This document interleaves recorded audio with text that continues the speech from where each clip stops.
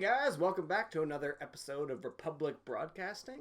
And it's kind of a big episode today because we're going to be talking about the Siege of Mandalore arc. And I'm sure you've already seen 10 million YouTube videos out there talking about the Siege of Mandalore arc, but what's one more for you?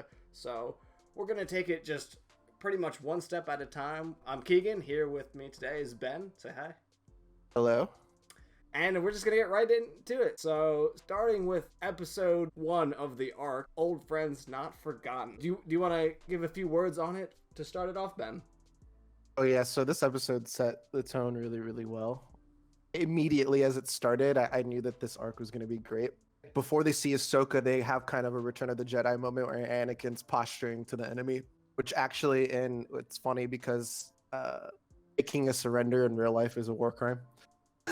Yeah. But not in the Star Wars universe. So it was really entertaining, and I loved that. And it was cool to see him. Well, I guess now Luke would be acting like him, but you know what I'm trying to say. Yeah. I thought that was a really good moment. He had a good plan. He got Obi-Wan out of a bad situation, and the episode kicks off with like a really, really fun action sequence. So I really enjoyed that. Yeah, I thought it was really good too, and I liked how, to me, he was like super confident, and this is really Anakin in his prime, so to speak. So he knew exactly what he was doing. He walked out in front of all the droids and everything with like literally no fear. So I guess he had a plan. He trusted the 501st to kind of come in and take it away for him. Yeah, something about this that I didn't put it together until we started this conversation, but a lot of times in the Clone Wars, and I think probably in the movies as well, when Anakin seems the happiest is when things feel black and white. So he's got an enemy to fight, he's enjoying the time because he's not actually killing anybody. He's just destroying, it seems like low cognitive functioning droids. Yeah. And he seems in his element, and he seems like to enjoy it to a degree. He likes the thrill. Whereas he gets really stressed out whenever he's around other Jedi, when he's in the council, and he's really happy when he's around Obi-Wan, Ahsoka, and Padme, but and in battle, but everywhere else he's like on edge and seem as much himself. Yeah, for sure. So after that, then he gets the message that Fulcrum, Ahsoka, wants to meet, and she's been working with the Mandalorians to kind of take back Mandalore from Gar Saxon, and they set up a meeting. And when they get in there and they finally meet face to face, I feel like Anakin is super stoked to see Ahsoka, and he's really happy. He wants to catch up, but I think she wants to, but I just think she's in a really tough situation, and she feels that time is really of the essence. So catching up is for another time, and kind of pushes him to the side a little bit. Yeah, I don't think it was a malicious, like she wasn't No. excited to see him. I'm sure she was. It was more of a let's get down to business. Yeah, and we'll catch up after we help these people. I felt bad for him. I think obviously if Ahsoka knew what was going to happen, she would do a lot of things differently. But I think she maybe would have been like, hey, I'm excited to see you too, but we got to deal with this first. And I think if she knew that this was going to be one of the last conversations she ever got to have with him before he was Darth Vader, she would have. The last conversation he had with him before he was Darth Vader. Yes. So she did brush him to the side a little bit, but like I said, not malicious. And just how excited he was to see her was so sweet, but also it made it really sad. Yep. Because we know what happens in Star Wars Rebels. Yeah. In their confrontation, and he's intent to kill her in Rebels, and now he obviously doesn't feel that way, and the contrast is very interesting to see. Yeah, and I think it really shows how much he's been thinking about Ahsoka this whole time still, because then the Chancellor gets attacked, and obviously Obi-Wan and Anakin have to go save the Chancellor, and this is why Ahsoka says, I left the Jedi Order because all you guys do is politics, and we're not actually really helping anybody, but this is something we can do, and eventually they compromise, say, take half of the 501st, you go your way, we'll go our way, and he gives her lightsabers back, which he's been keeping and maintaining this whole time. I think in hopes that she was going to return at some point to the Jedi Order and come back and be a part of his life again. Yeah, and it had to be at least a few months since she left, right? I mean, like, yeah, at least like 3 to 6 months. I'm not sure exactly how long it was. Yeah, I think it was definitely a little while, because it seemed like they had a lot of stuff that they like wanted to catch up with for each other. So I think a lot happened in that time too. So it might have even felt longer than 3 to 6 months to them, when you're in a war constantly. Oh yeah, and the whole keeping her lightsabers thing, while really sweet, it kind of just shows how he's really, really bad at letting things go. Yep. And I think I've always been a proponent of the Jedi Council playing a massive role in why Anakin turned to the dark side, but we are right in one way that you do have to be able to let go Yep. of people and not have that sense of abandonment that I think Anakin feels whenever people exit his life. Yeah, I don't think they taught him that very well, but I definitely think that's what they were trying to go for and definitely never succeeded. Right, and also didn't really explain it well. I think it's okay for Anakin to miss people. He just needs to not miss people so much that he literally can't move on. Yeah. That's where it becomes unhealthy. I think his compassion was a good thing and his passion was a good thing, but so much so that you can't let go of anybody isn't healthy. But aside from that, it was a really sweet moment, and it was really cool to see his lightsabers and all the clone troopers with her markings on their helmets. Oh my god, yeah, I didn't even think about that, but now that I'm hearing the markings, I mean, it was so sentimental. I teared up a bit just because how much they appreciated Ahsoka and how much respect they have, which just makes his whole arc even harder, So I think that was a really touching moment. Yeah, so that whole beginning part, and then after that they rush off to, or Anakin and Obi-Wan rush off to Coruscant, and Ahsoka goes to Mandalore. And obviously we know what happens in Revenge of the Sith, but the way they cue everything up and they give you, okay, we're going to the Chancellor. Oh, there's this moment that just happened in Revenge of the Sith. Okay, there's this moment. And they kind of do that throughout the whole arc to kind of let you know. Because it's happening at the same exact time. Exactly. Where the Siege of Mandalore, and what moments Ahsoka is in, and what's going on with Anakin, Obi-Wan, and the rest of the characters. Yep.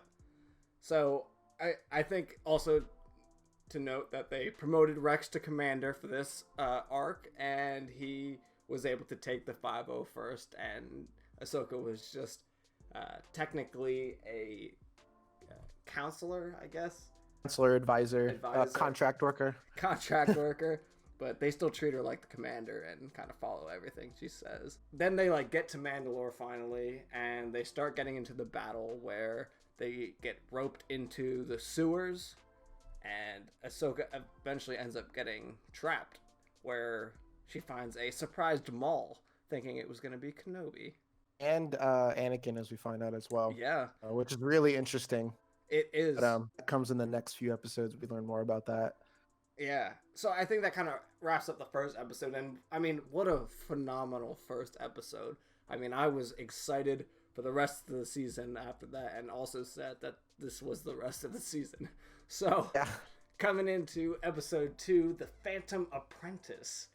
I mean, that starts off with Ahsoka trapped, and she eventually gets out. And she fights off Maul for a while, and she gets rescued by some of the other clones, and they kind of split up for a second. And I think the key moment is kind of after all this happens is she has actually Obi-Wan checks in to see how it's going. Yep. And then she speaks with Ahsoka briefly. Obi-Wan tells Ahsoka that Dooku is dead. And it's interesting because in the movie, Obi-Wan to Anakin seemed really proud of him for conquering the situation. But I think by the time he got to talking to Ahsoka, he seemed concerned. Yeah, he definitely had a hint of worried in his voice when he was talking about it. He definitely didn't feel that something was right or something was off. Yeah, it definitely got that too. And that was uncomfortable, but in a good way. It was interesting. Something else I wanted to bring up really quickly that you'll notice if you're watching this arc is you don't get the usual Clone Wars fanfare.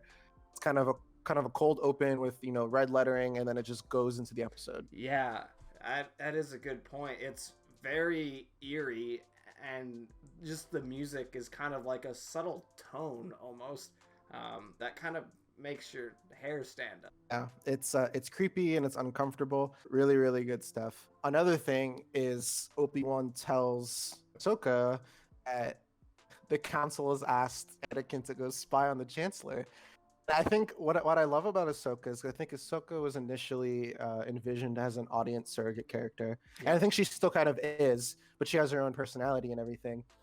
Her reaction is just, "You guys serious?" Like, It's like you everybody know, else's reaction, like that sounds like a bad idea. yeah, imagine someone who you look up to and care about asking you to go spy on one of the people who's been the kindest to you your entire life. Yeah, I think that was really bad, and I think kind of another important moment in that scene is when Obi-Wan ends that call saying the council is not always right. So I don't know that he feels super comfortable with that call either. Right, and I think that was a big issue between Obi-Wan and Anakin's relationship. Is it seems like they never felt like they could be completely honest with each other. I think Obi-Wan had a lot of the same concerns that, the audience or Ahsoka has, but he never Yeah. vocalized it.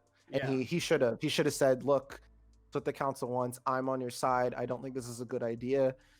Kind Yep. of said that in the movie. He said, "I'm on your side here."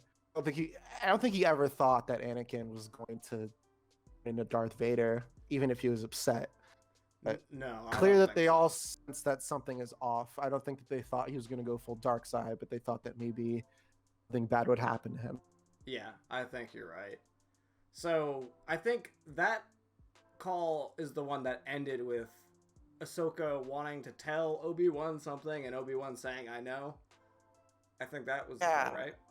yeah. She wanted Obi-Wan to tell Anakin something for her, or maybe not for her, but to tell to make sure that Obi-Wan is being there for Anakin. At least that's the sense that I got. Just like, "I love you. May the Force be with you." Whatever, Yeah, I something was along thinking those that lines. too. Or something like, reassure Anakin that he's got you, he's got me, he's got Padme perhaps too. So I think I get that that was the sense that she was going for and Obi-Wan picked up on, though he obviously Absolutely. never gets the chance. Exactly. So that's all really, really sad. And it's Under the Sith was already a sad movie, and the Clone Wars has reinforced all those themes and made things a little more clear. But this arc is just like, Just drives that hammer home, doesn't it? I was enjoying what I was watching, but the whole time I'm watching, I have this like pit in my stomach. Yep. It Like, it kind man, of I leaves just you every time with like, oh man, that was deep. yeah, and it makes you wonder what would have happened if Ahsoka got to talk to him. Yeah, it makes I you think they, wonder if a lot of things had gone differently. yeah, um, especially it's been talked about online that maybe part of the Emperor's plan was to drive a wedge between Anakin and the people he cares about. I think that was Oh, clearly the plan. That's kind of what Sith are known to do, is kind of drive a wedge between you and everybody and everything you care about. I know reading the Dooku book, he did that with Ventress, and everything she loved or cared about, he turned against her. right, and that's kind of what he was doing. He's physically separated them. Yep. I think was huge, and also kind of placing some distrust in them. But mostly, I think the physical separation. I don't think that had Obi-Wan and Ahsoka been on Coruscant, that any of that would have happened. I Um, definitely think it could have gone down differently, especially if they had been in the room for grabbing the Chancellor. I totally agree, and that just makes everything even more sad than it already needs to be. But we can move on from that topic for Yeah, now. yeah, for sure. So After that, go ahead.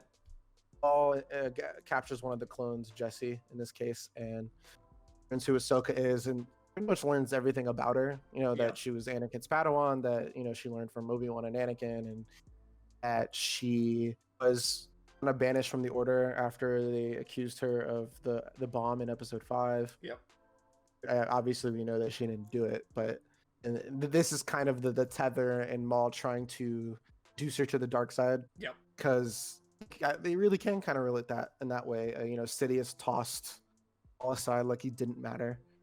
The yeah, Jedi Council kind of did the same thing to Ahsoka, maybe not as wickedly, but yeah. definitely in a selfish, self-preserving I way, know, and I where think they they're in a very similar situation where neither one, like Ahsoka doesn't really trust the Order anymore and feels like she's got to figure things out for herself, and Maul clearly doesn't trust the Sith anymore, and he doesn't believe he's part of that world anymore, though he's hell-bent on gathering revenge for it. But I think he doesn't, he sees through kind of the BS that is those two religions, so to speak. yeah. Um, conversation that happens right before they fight is super interesting. So he tries to seduce her to the dark side, Yep. and Ahsoka kind of tepidly agrees to partner up with Maul on the condition that she tells them what happens to Anakin, If they succeed, and yeah. and basically tells her, Dar Sidious has been grooming Anakin for years, and that he's set to be the new apprentice. And Ahsoka's kind of like, no way, like he's definitely going to come to the dark side. And that'll never happen. Anakin's a really good guy. And I don't know if it's in this scene or later that Maul reveals that his plan was not for Ahsoka to come to Mandalore, but that it was for Obi-Wan and Anakin specifically so that he could kill Anakin. Yep.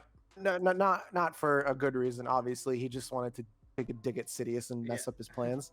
Just to slightly annoy him. Yeah, and I don't know. I don't think that Maul until recently realized that Anakin was being groomed as this kind of final stage apprentice. No, Anakin I was. think he kind of picked up on the clues after a while, and now this is endgame material, and he finally put all the pieces, because he had more pieces previously from his life as a Sith than the Jedi ever did, so he was able to kind of put it together just before it happened. And my guess is that Maul knew about Anakin, and Sidious probably told him that, we might see this in a future story, but that he told him that they were gonna, this guy and turn him to the dark side and use him against the Jedi. But Maul probably thought he was still kind of the second in command here. Yeah. Not realizing he was just going to be tossed aside later. Yep, for sure. Then they fight, which, holy crap, that fight is one of the best lightsaber fights amazing, ever, right? It's not no just question. Me, but...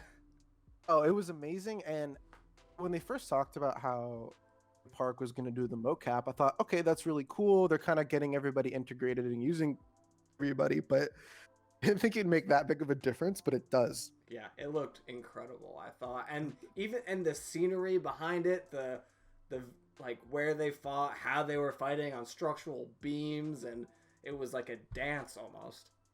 Yeah, the way Maul moved was so, and in Ahsoka too, because Ahsoka was mocap for this fight too by losing the actress's name, but she was mocapped. And just the way they move, it's so, I never thought that the fights in Clone Wars are bad. I've always liked them.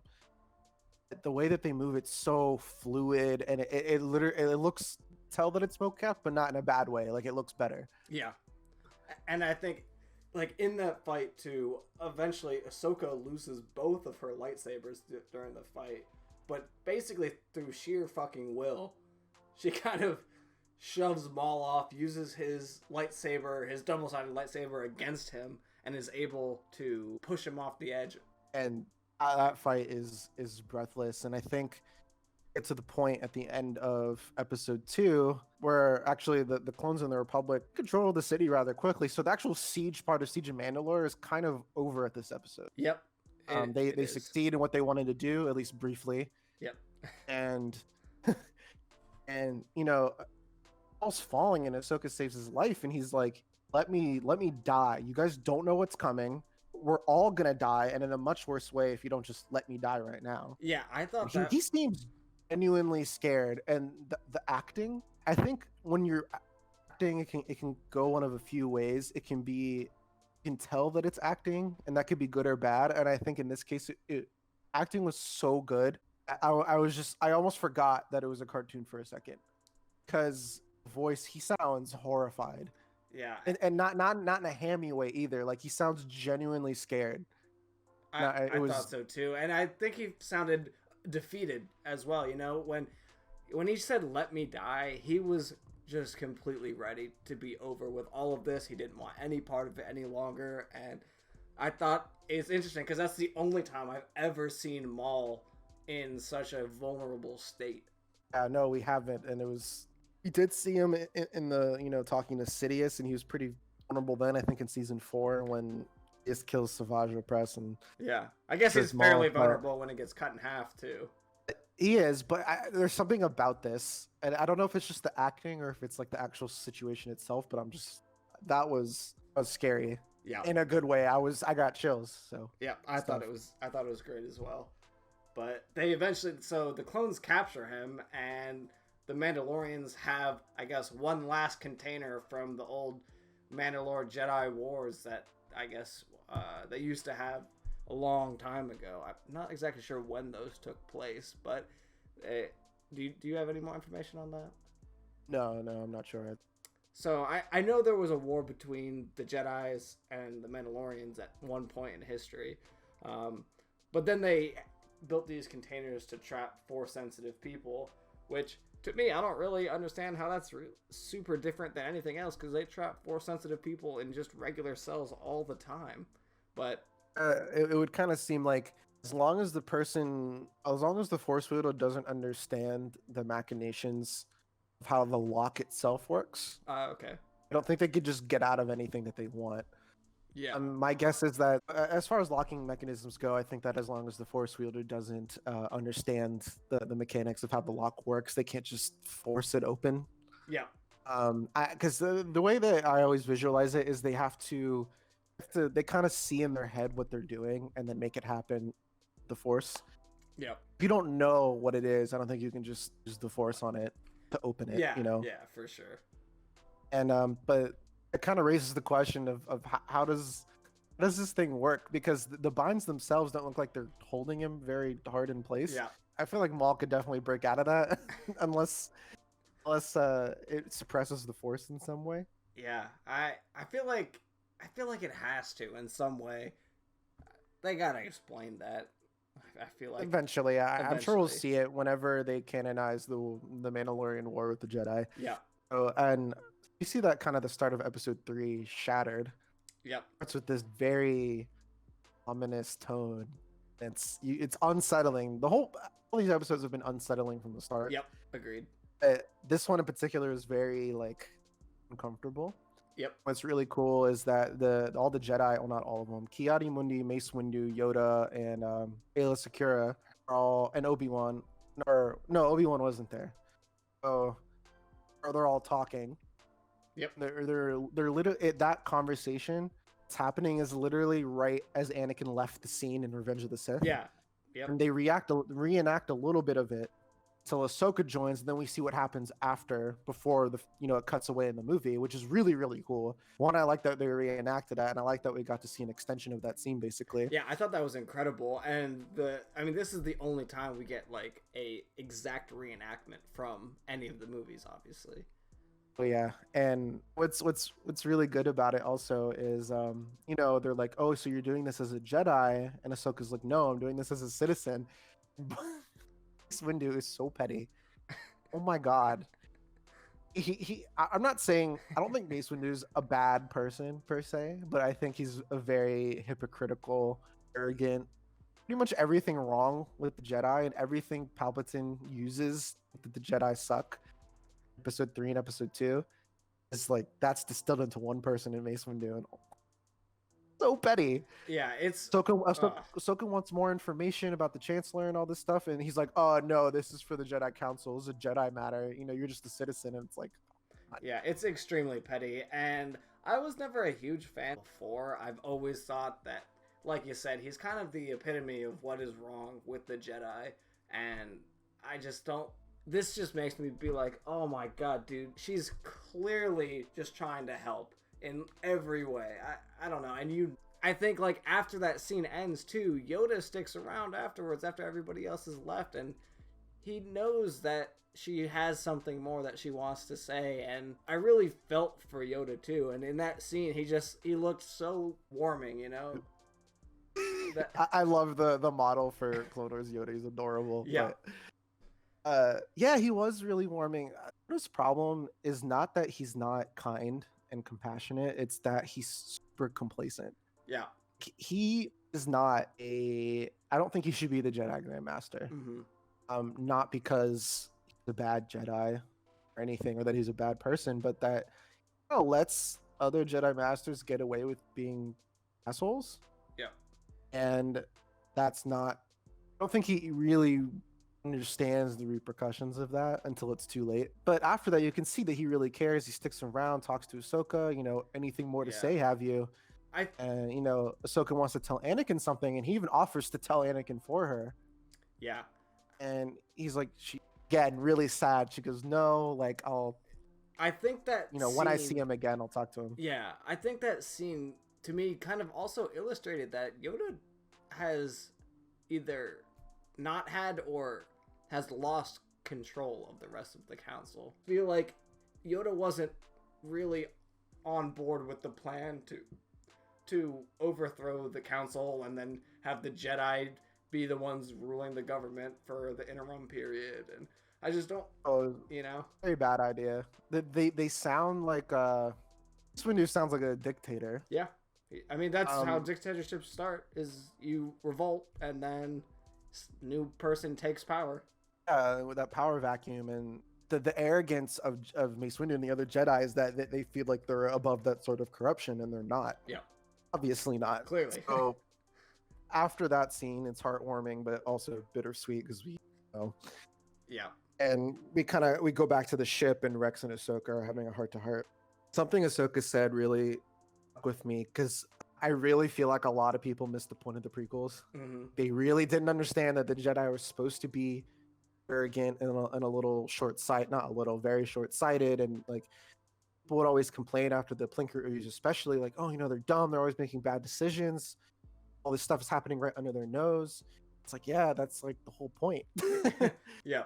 And that gets kind of lost in the dialogue. That was the point of big part of those movies, and Ahsoka just reinforces it. And when she says that, I thought Jedi were supposed to be peace, basically how Obi-Wan describes them in episode 4. Yeah. She goes, but I've been a soldier ever since I was a kid.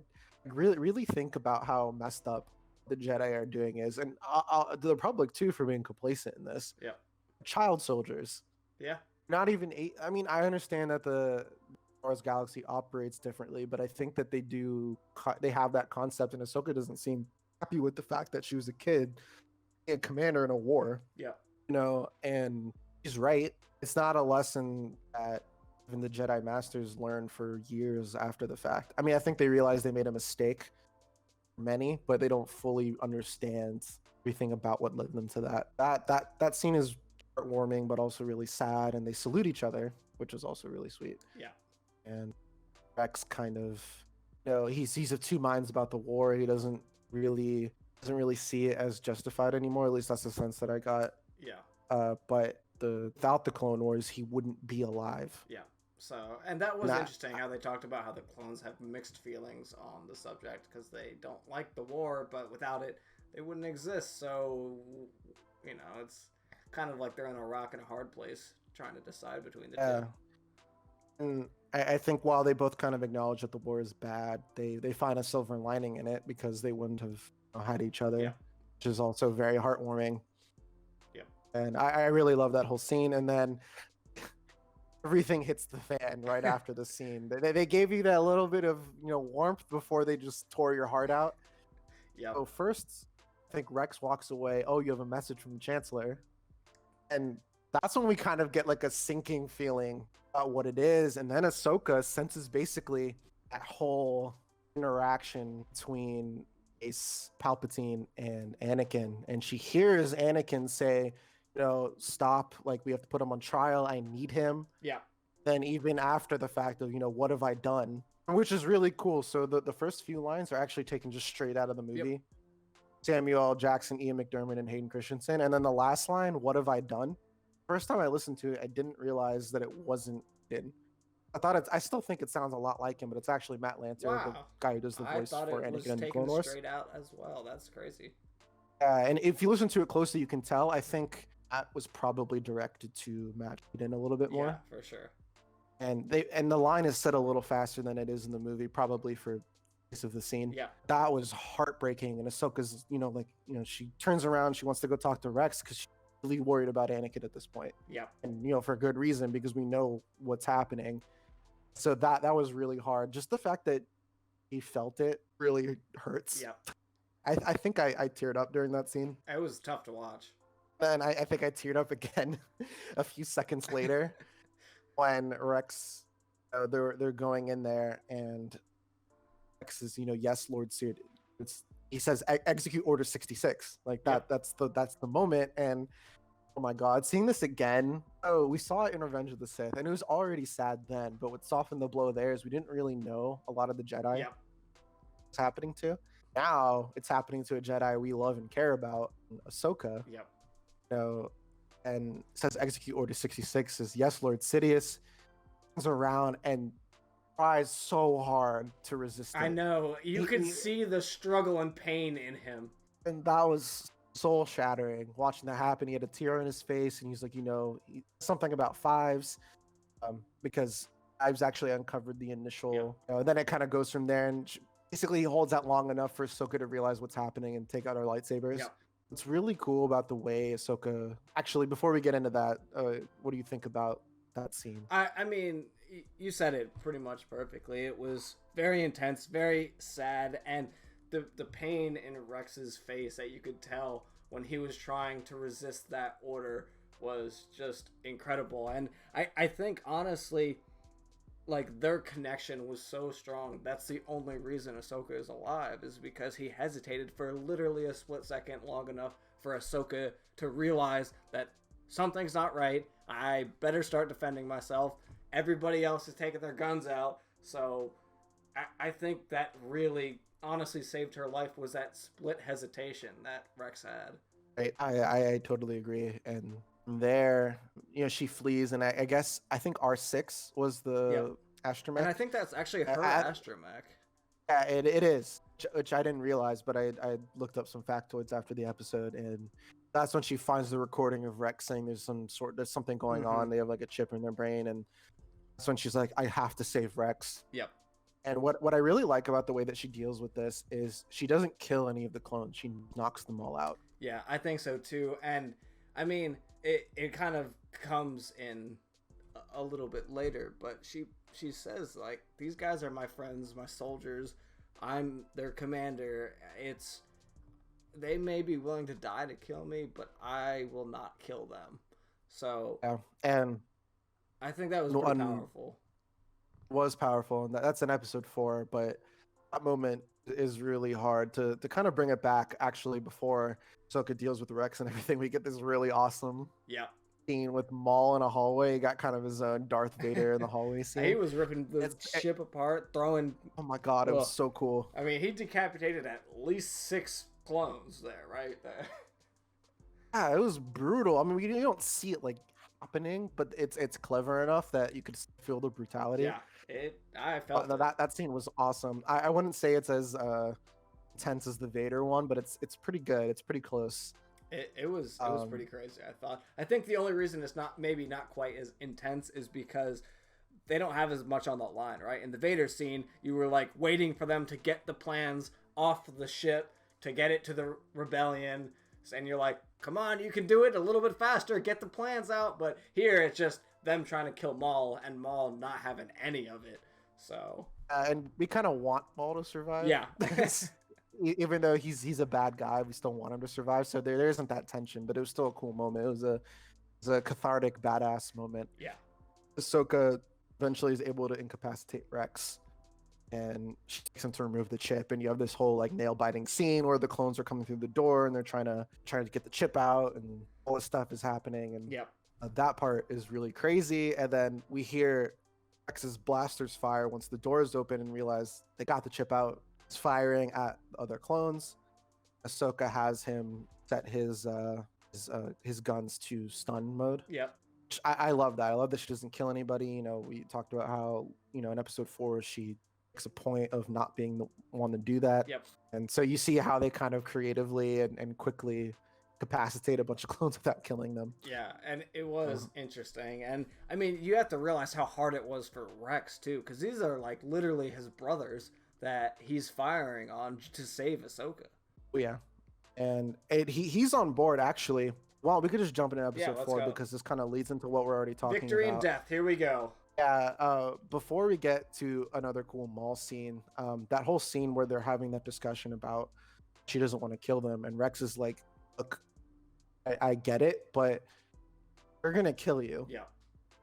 I think Rex, even at this point, was willing to kill them to get their way out because they understood that there's no stopping it. And I think the reason he understands that is because he knows what it was like to be under the effect of that chip. Yep. Without getting the chip out, there's nothing that can be done. And Ahsoka's like, I'm not going to do it. Yep. Yeah, basically, I refuse. I mean, honestly, she was almost willing to die herself before she killed them. And that's very noble, even if it's a decision I personally disagree with. Yeah. I think at that point you got to survive. But I get it, and that scene was very heartwarming. And you could tell Rex doesn't say that with Lee. He's not happy about what he's suggesting that they do to them. Correct. And Jesse is one of the clones kind of leading the charge to kill Ahsoka. Yeah, and it's sad because And, you just saw him in the previous episodes where he was helping him out, and he felt so bad about giving information to Maul, and you know, it's one of the kind of top members of the 501st, and seeing him, you know, just flip the switch like Rex did when he had the chip in him is heartbreaking as well. Especially so, I mean, in this, Maul has now destroyed the hyperdrive, so the ship is crashing down. Everybody's Maul, Ahsoka, and Rex are all scrambling to find the ship, and the 501st is just kind of waiting for them to all die. Yeah, so that scene was really awesome. He destroys the hyperdrive, so that rips the Venator class Star Destroyer out of space. Yeah. And that was a really, really awesome scene. But what's really funny about this, a little anecdote, is that I was so hyped about the episode, waiting for it to come on, so I kept checking to see it when it was on Disney Plus. And I found a spoiler in the title that says, you know, Maul rips the Venator out of hyperspace. Ahead, I'm thinking, like, he's on the ground and he physically rips it out. But no, he destroys the hyperdrive, and that takes the Venator out of hyperspace. Yeah. So thought that I got a really huge, ridiculous spoiler. It ended up being like a lot more reasonable in the episode. Literally pulling a Star Destroyer. It wasn't going Star Killer from the Force Unleashed on the situation, but still really, really cool. Maul is just like, Maul is almost these last two episodes, not the comedic relief, but the tension relief. Yeah. He is You're just getting to watch him be a badass, ripping through a ship. And that kind of unbridled, the heaviness, anger, is crazy, and that's all really good stuff. So then after that, Rex and Ahsoka up with this plan. I thought it was really funny. Yeah, and I'm glad they addressed it too, because I thought that too. I'm like, well, she's not technically a Jedi anymore. Shouldn't that be a pretty easy loophole for them? To me, I love when stories do this, because it shows that they're thinking about situations, not just as, like, you know, the god writers. They're thinking about it from the perspective of the characters in the universe, which to me shows that these writers are really exceptional, that they thought of that, because a lot of stories just wouldn't even address it. Yeah, and I think it's important to note that it is very realistic, because Palpatine knew how close Anakin and Ahsoka were, so of course he's going to try to give special orders to have her executed. Right. I'm sure he had other contingencies, like any Jedi, or probably the former specific Jedi list. either, probably.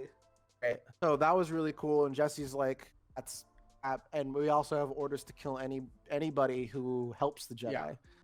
Yeah. They were trying to kill Rex too. They demoted him back to captain, so short-lived commander. Yeah. And then the whole escape sequence is it's strange, because you know that they survived because of Rebels, but it's still like nail biting.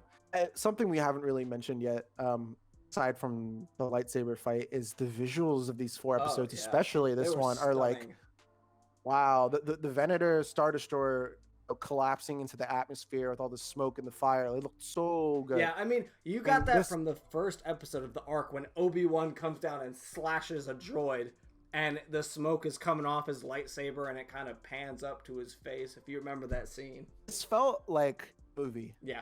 Felt like it was all 4 episodes. I mean, this whole season has, but especially these 4 episodes.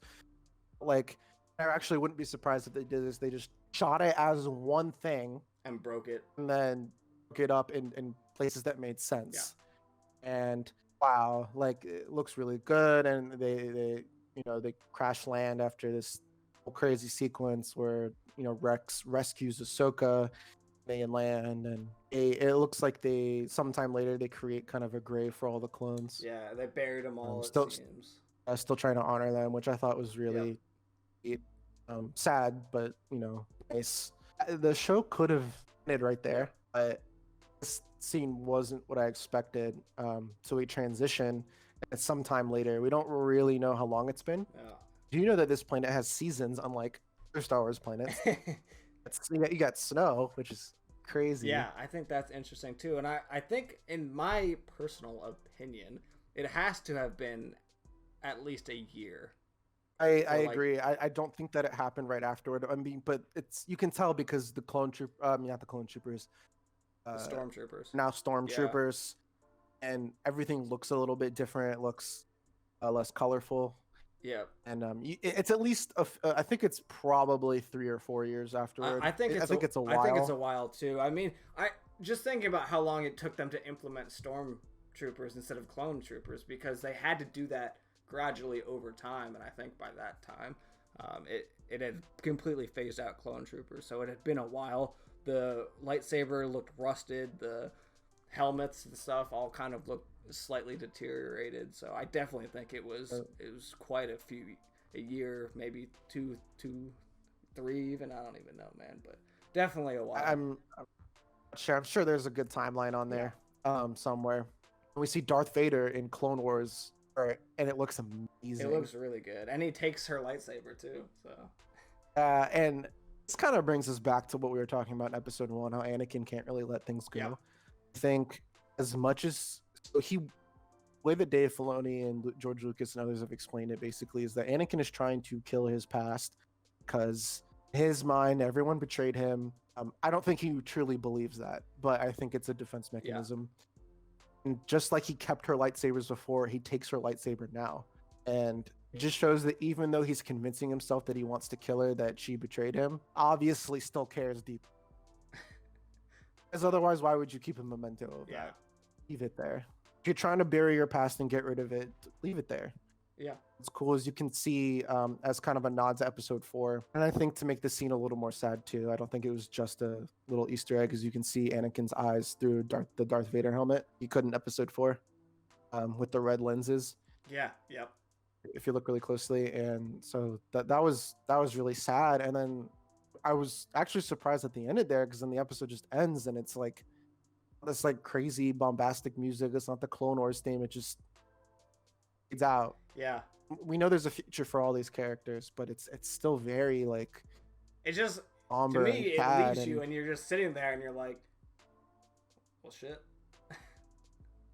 To me, and what I also like is I think that they keep reinforcing this, is in canon they're trying not to have Darth Vader go full good Anakin Skywalker, not even have those moments. Yeah. You can see where the cracks in the defense mechanism do happen. Yeah. And I keep saying that because I think that Darth Vader, the whole persona of Darth Vader, is a defense mechanism for all the guilt and hatred and anger he feels towards everyone and everything, and probably himself too. Yeah. I get that for sure. At this point, maybe I don't know if he's actively thinking this, but he probably has a feeling of it, that basically this is confirmation he's lost everything. He lost everyone he's ever loved and cared about. Even if he believes that they betrayed him, he can't feel good about that. That was heartbreaking, and I was surprised that they ended on Darth Vader and not just on Ahsoka, but thought it was really, really well done. Yeah. I mean, if I think about it, I do not feel like he thinks Ahsoka betrayed him, so to speak, because I think he hopes she died at that plane crash mainly, but also when we see them meet for the first time in Rebels together, he tries to convince her with everything he has, I think, to turn to the dark side with him, because he doesn't want that fight. I don't think he wants to be the one to kill her, and he doesn't. I mean, by that point when she rejects him, I mean, it's too late for him, and he's kind of got to go through with it, so he's obviously gonna try to kill her at that point. But I feel like if he really felt like she betrayed him at that point back in the Clone Wars, he would not have given her that opportunity in future years. Maybe betrayed is the wrong word. I think he probably does feel abandoned by everybody. Yeah, I could see that. I don't mean in a sense that he's actively thinking about it. I think in like a subconscious level. I think on the surface he's thinking, I have all this anger, I have to kill everyone in my past because that's what I need to do. But there's layers under that of what's going on. Plus, I think it would like to say, Vader has no emotion and he's a heartless monster up until Luke brings him back. And I just don't think that's true, mostly because I don't think that's realistic. Yeah. Like, because he's not showing a ton of emotion doesn't mean there isn't subtext there. I agree. And layers to those scenes. And I think it'd be realistic for Anakin have those thoughts. And I can get off on a whole tangent about this, but and is this arc incredible? Yeah. Like 10 out of 10. Yeah. I would probably put this up there with my favorite Star Wars movies. Thought it was that amazing. Yeah, I too thought it was absolutely incredible, and I'm so happy with the justice that they did, bringing this series back, and it really felt like they've been thinking about it since the show was canceled of how to perfectly end the series.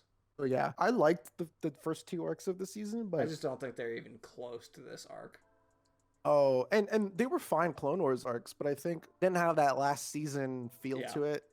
I think those arcs could have been in any other season, Mm-hmm. not in terms of like the actual narrative of what happens, but just in terms of scope and sense of weight. Yeah.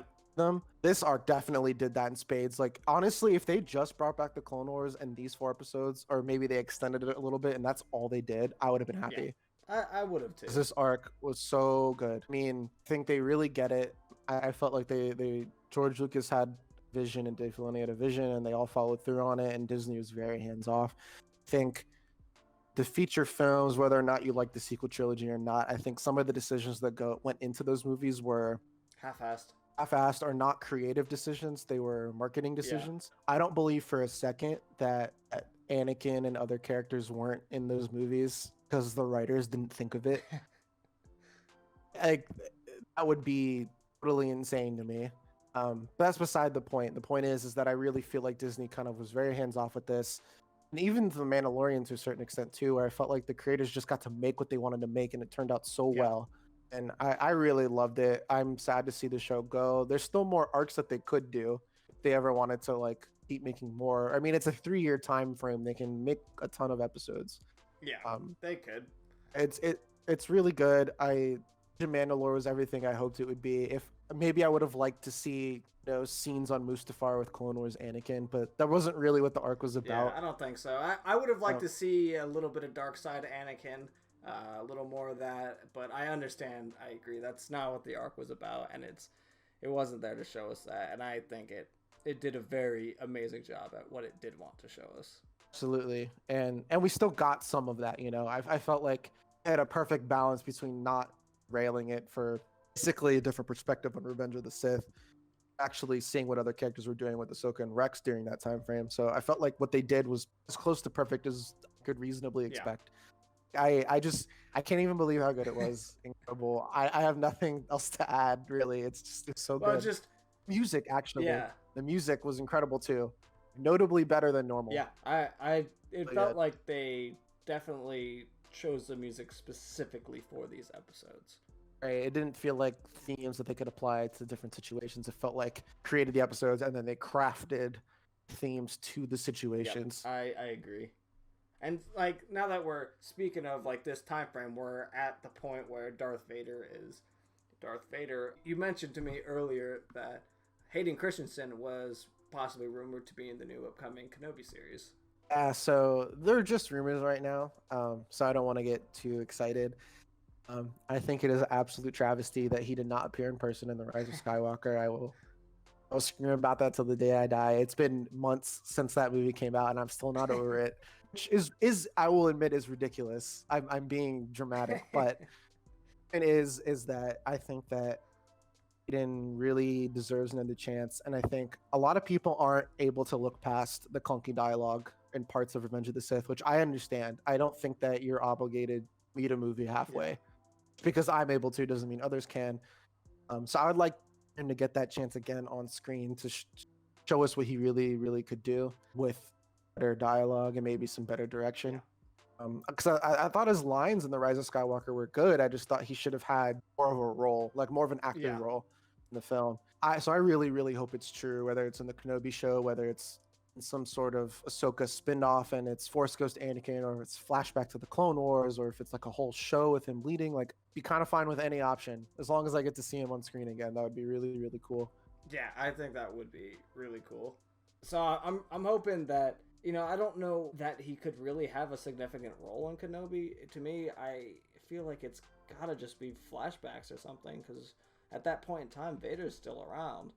Yeah, what I was thinking is if probably don't want to show Vader all the time without the suit on, like when he's actually Darth Vader, was they'd have the present day and Obi-Wan having flashbacks, and maybe the events would be kind of correlated to what he's going through. Wow, that would be really cool. It may be like Obi-Wan is hunting some sort of bounty hunter. And I remember a time when him and Anakin were hunting a bounty hunter. Yeah. And then it can kind of parallel those Wow, that two would be incredible, Ben. situations together. I am very That would glad be you incredible. brought that point up to me because now I have completely blown out of expectations as to what I want this new series to be. Here, I don't like to get myself too excited because I've been let down a lot by that excitement, but hope it's true, even in a small capacity. But that would be really, really awesome to get that and to get them to see that. Maybe Obi-Wan also kind of slowly realized the mistakes that he made with Anakin would be good Yeah, too. for sure. Really good stuff. Kind of bouncing off of that, actually. I don't know if it was 100% confirmed, but it was stated today that Tamara Morrison was going to come back to Mandalorian season 2. And so I don't know if you recognize that name. I do not. But it's the guy who played Jango Fett in Attack of the Clones. He also plays Arthur's dad in Aquaman. They want him to come back likely as Boba Fett, which would be really, really cool. I'd actually prefer if it was Captain Rex. That'd be sweet. He was He needs to be in an pretty interview old, a couple though, of years for Rex at this point. Rex has got to be pushing like 70.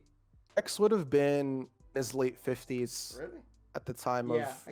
right after Return of the Jedi. Yeah, I guess you're right. Which is when Mandalorian season 2 would be taking place. It takes place, I think, 5 years after that. I think it's just like 2. It's very soon after. It might be 5. I don't know. 5. But that'd be really cool. And he actually said years ago he would like to play a live action Captain That'd be Rex. awesome. Which is even cooler that he even knows about the character. There's so many characters he could play. He could show us such a big range, you know? You can do so much with that dude. I know. You could do Boba Fett and on out of the Sarlacc pit and Captain Rex.